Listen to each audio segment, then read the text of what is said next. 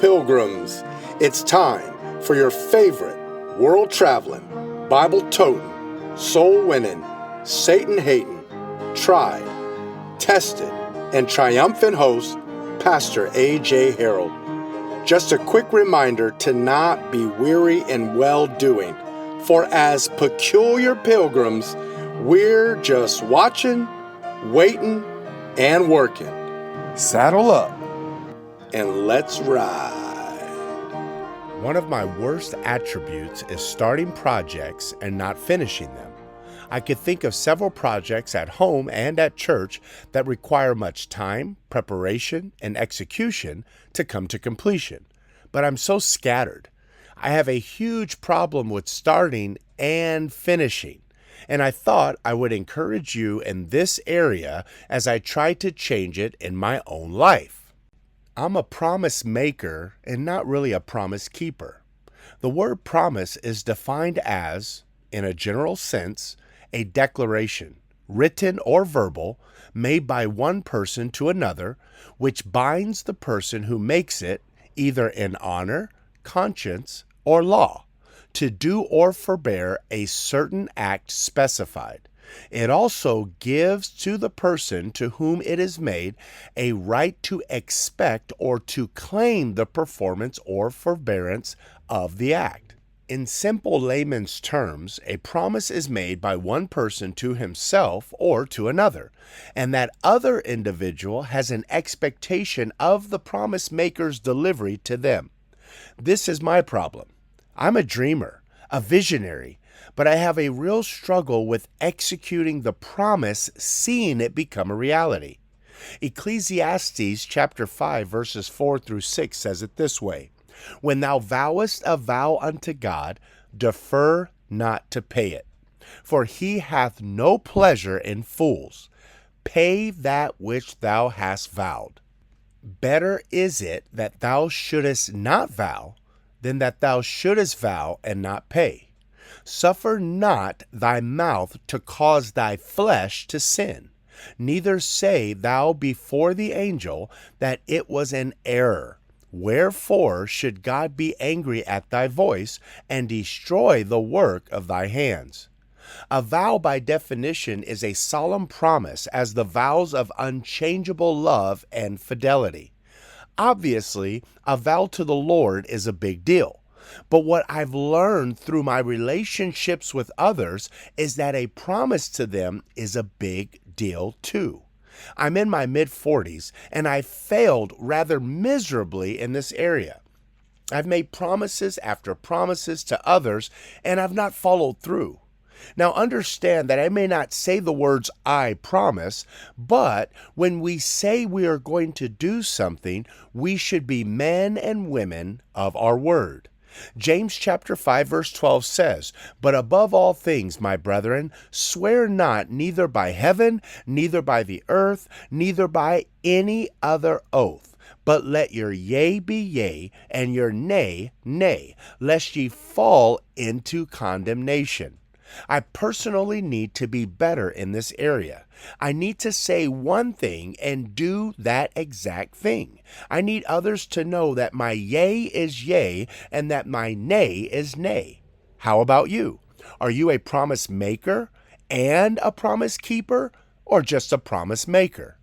I'd like to help myself in this area. I'd like to share my learned lessons with you. Today, in this week's episode, I want to encourage you to not make a promise, but rather make a plan.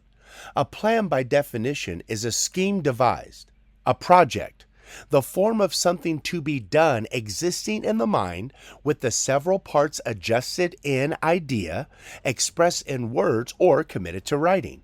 Before you make a promise, follow the sound biblical advice found in Luke chapter 14, verses 27 through 30. "And whosoever doth not bear his cross and come after me cannot be my disciple. For which of you, intending to build a tower, sitteth not down first and counteth the cost, whether he have sufficient to finish it? Lest happily, after he hath laid the foundation and is not able to finish it, all that behold it began to mock him, saying, This man began to build and was not able to finish.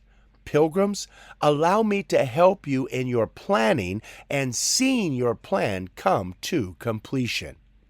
First of all, sit down. You have a desire to build a tower. Let that tower building represent your goal. The finished project is a built tower. The very first thing you and I must do is sit down. Well, sit down and do what? Meditate, think, pray. In the sitting position, remove the emotional promise-making mistakes and pray.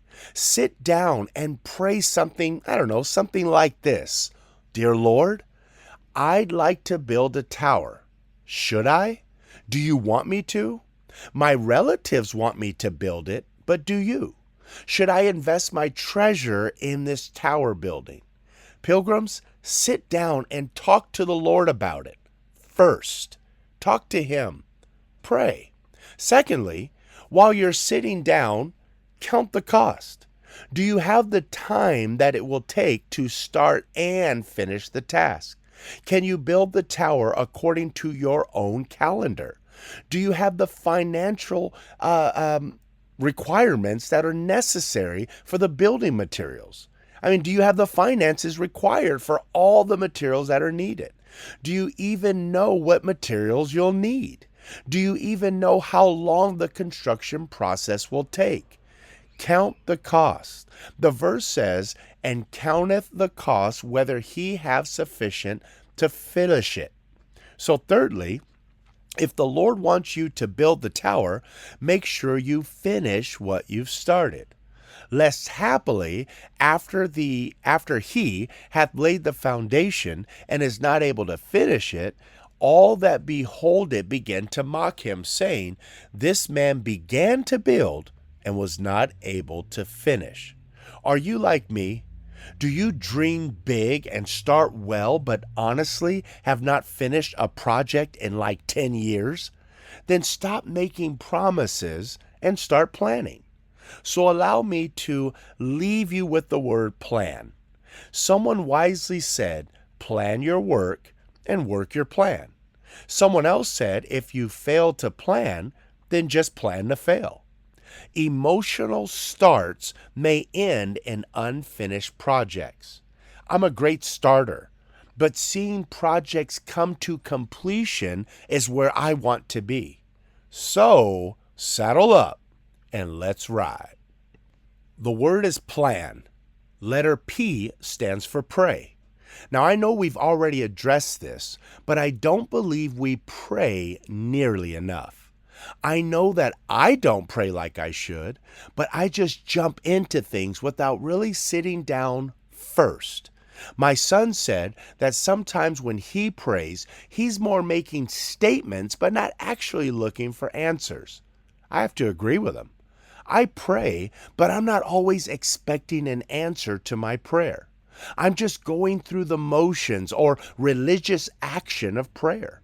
Matthew 6:6 says, But thou, when thou prayest, enter into thy closet, and when thou hast shut the door, pray to thy Father which is in secret, and thy Father which seeth in secret shall reward thee openly. Openly? That means others will know that projects are getting done. Not because I made a promise, but because I sat down first and I made a plan. I started with prayer, and the Lord helped me see the plan, come to pass. So letter P stands for pray. Letter L stands for listen. As you pray and ask the Lord for His direction, listen to His leading.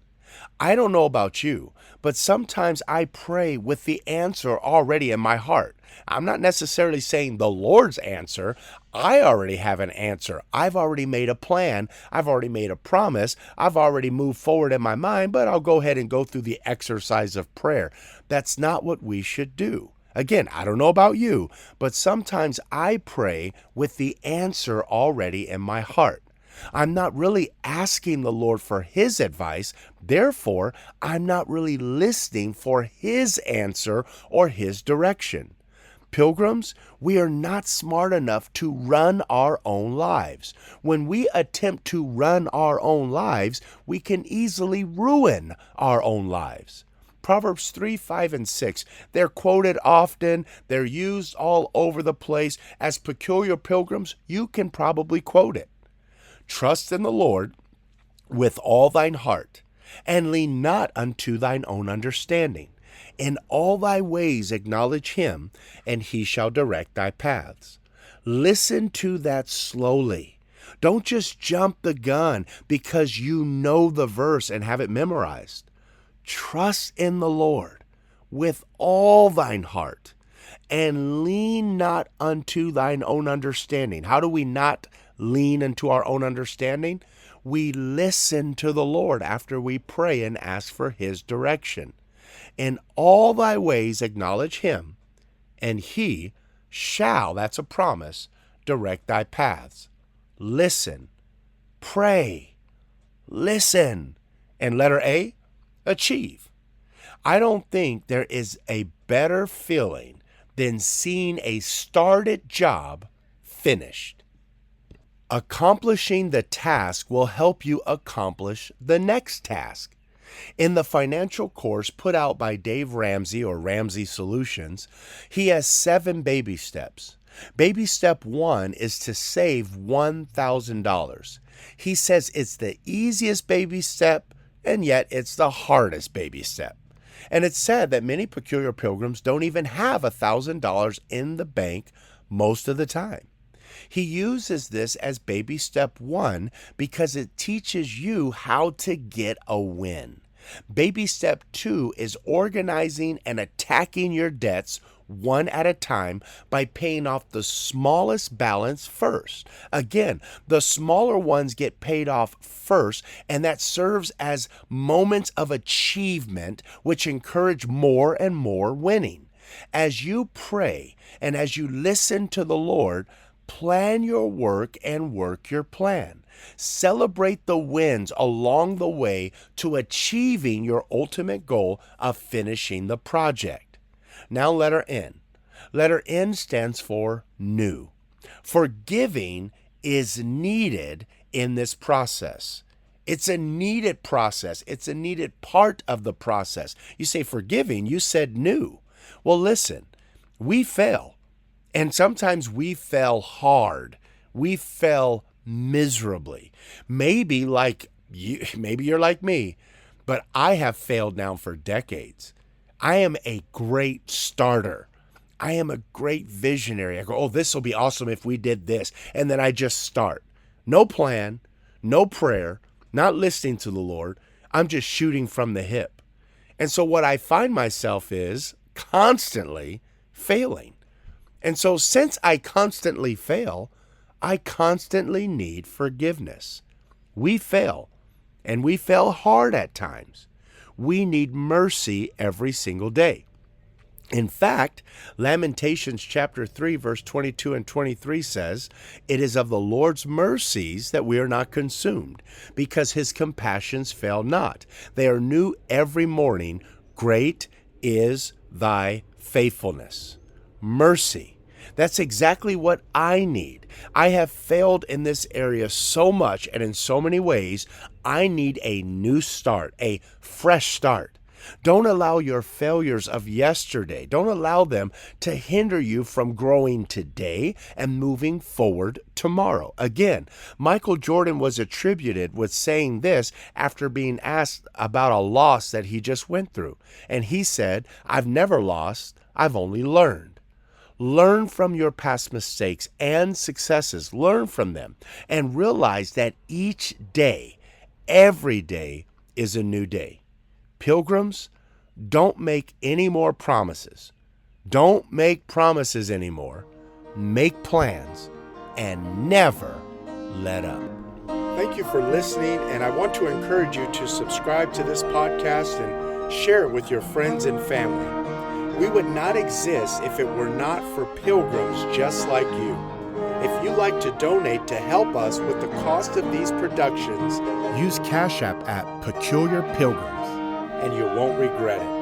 Also, you can email us anytime with your compliments, complaints, critiques, and even criticism at peculiarpilgrimspodcast@gmail.com. We'd love to hear from you.